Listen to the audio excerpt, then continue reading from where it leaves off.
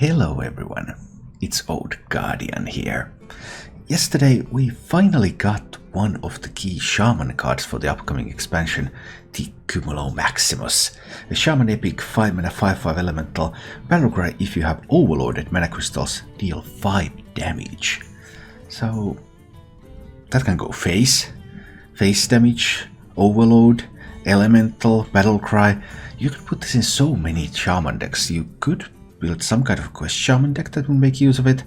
It would be a pyroblast to the face for 7 mana, 2 to double up your battle cries, and then 5 to play the card, 10 damage.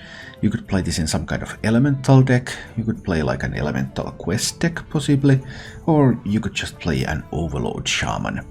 An aggro overload shaman with even more tools to go face. Also sounds pretty interesting.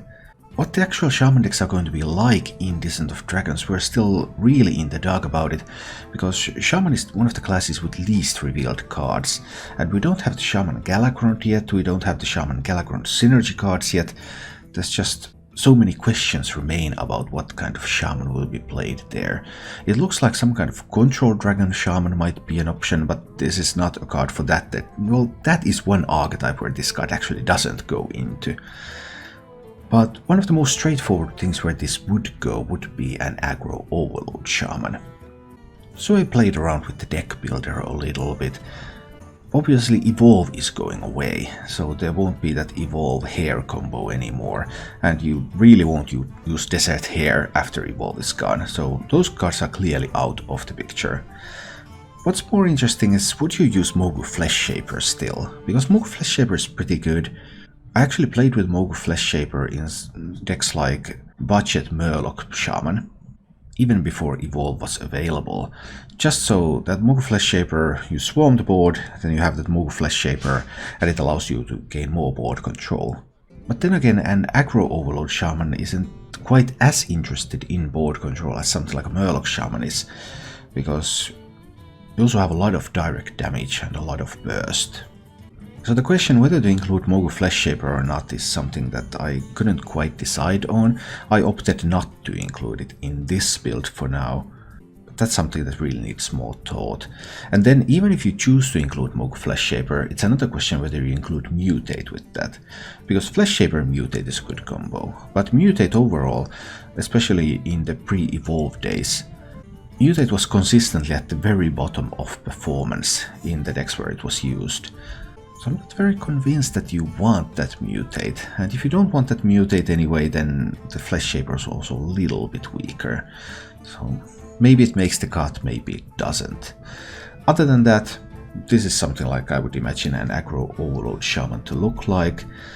A bunch of spells, so that they ensure a nice curve for Spirit of the Frog. Feral Spirit, probably the spell that I'm most uncertain about. Another one is Earthen Might. These are a little bit questionable, but I was just thinking that you want to draw with Spirit of the Frog. I think that's a given. And you of course want to play Thunderhead, and you want to play Overload spells, and you want to play Vesina, and Doomhammer Rockbiter Weapon. Yeah, you want to do that. You want to use the new card Cumulo-Maximus. All of that is kind of a given, so then it's just a matter of how do you get the rest of the curve, how do you get the early game, how do you get the card draw. And Spirit of the Frog, if you don't run Earthen Might is one of the few 2 mana spells that's worth running in a deck like this. If you don't run that, then you would have to use Rockbiter in order to draw a 3 mana spell. So that kind of means that you want to run Earthen Might. But do you then want to run Feral Spirit, because then there's a risk that you don't get a Lava Burst when you draw, and you end up with a Feral Spirit instead, so that's a little bit of a question mark still. Also depends on the amount of defenses you need.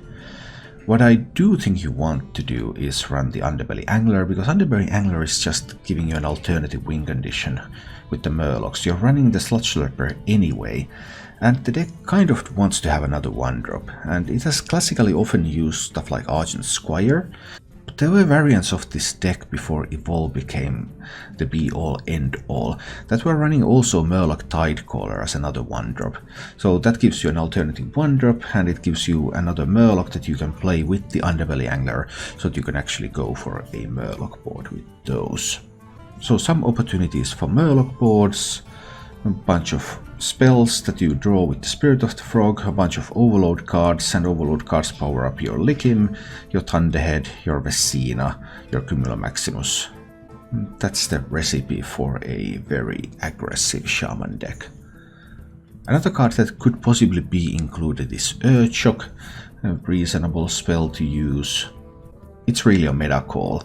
If there's no particular need in the meta for the Earthshock, then I would just go with the Lightning Bolts and the Voltaic Burst to ensure a little bit of better draw from a zap with the Spirit of the Frog. We'll have to wait and see what the Shaman Galagrond is going to be like and what archetype it's going to support. But given the current card pool and the inclusion of this pretty sweet Cumulo-Maximus, this is one way I could see an Aggro Overload Shaman being built in Descent of Dragons. Thank you for watching. If you enjoyed the show, please click the like button and subscribe to my channel for more.